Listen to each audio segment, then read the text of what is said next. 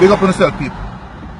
Now, a lot of you are going to take that video for a joke, but I'm actually being serious. Now, you see the next woman who me have sex with? Me, I walk with holy water and Bible, frankincense, myrrh, some candle and some different incense.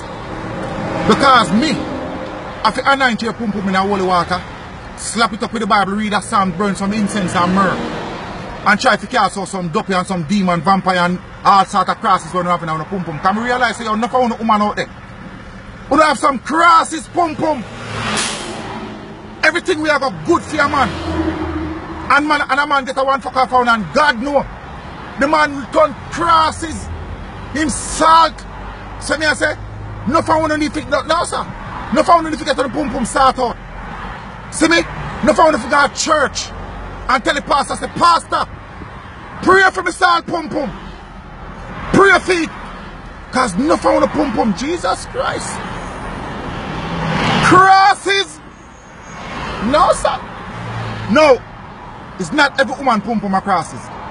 Because truth is, you have some woman out there who have some God bless pum pum.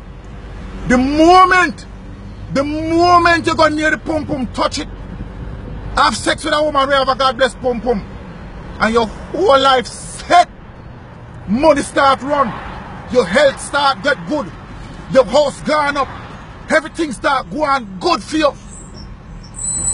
Everything.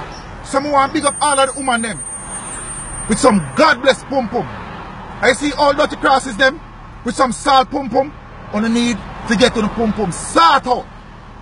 So you see next time me and a woman have sex, I'm not sure say your pum pum a God bless pum pum, me I anoint your pum pum in a holy water, read the Psalms and beat your pum pum till all the crosses come out with the Bible.